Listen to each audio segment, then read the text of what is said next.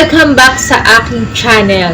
Ayan, for today's video guys, ay sasagutin ko lang yung katanungan ng isa sa ating mga viewers, si Dexter Rosal.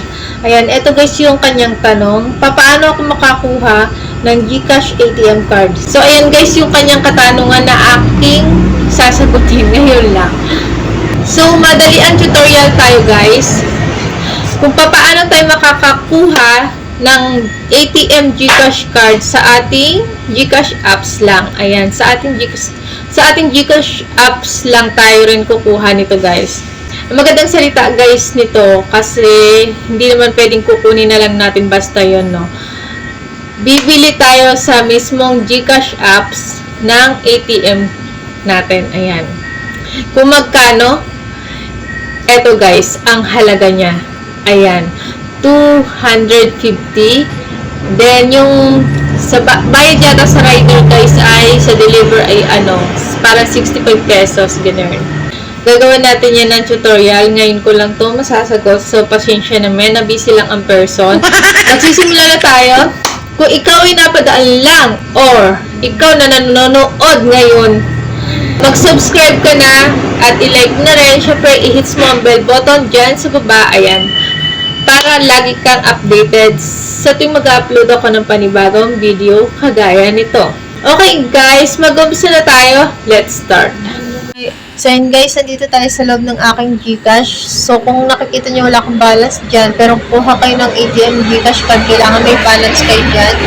So pindutin lang natin itong profile natin dito sa ibaba sa kanan. Ayan, tapos pindutin natin itong my link account. Ito guys, click lang natin yan. Tapos, punta tayo sa GCash card sa itaas. Ayan, pindutin lang natin yan guys.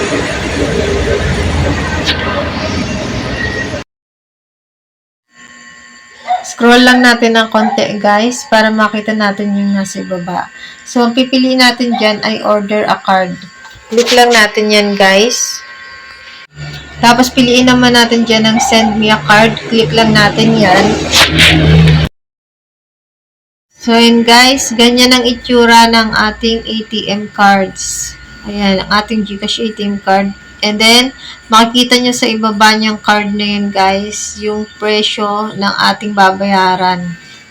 Ilagay lang natin ang pangalan natin dito guys. Ayan. Dahil tayo ang magre-receive ng ating GCash ATM card. Tapos sunod, ilagay rin ang number natin dito sa mobile number.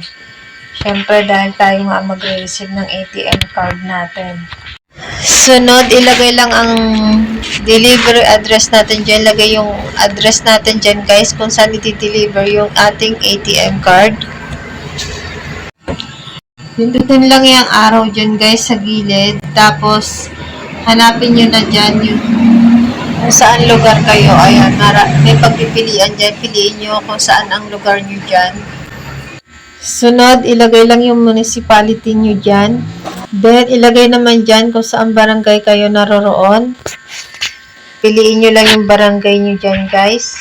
House number and the street address. Nilagay ko lang din dyan kung saan barangay ako naroroon. Then, dyan guys sa landmark. Optional lang naman yan. Pwede nyo lagyan, pwede hindi na. Ayan. Then, kapag okay na, pindutin natin ang next. So, ayan guys, okay na. Then, makikita nyo dyan guys yung presyo ng ating GCash card, 185. Tapos, sa delivery, ayan, nakalagay dyan ay 65 pesos. Then, check na natin guys yung box. Tapos, i-confirm na natin yung ibaba. So, ganun lang kadali guys kung paano tayo magkakaroon ng ating GCash ATM card. So, hanggang dito na lang guys. Kung nakatulong ang video ito, please like, share, and subscribe. And kita-kits na lang ulit tayo sa sunod kong video. Thank you for watching. Bye-bye!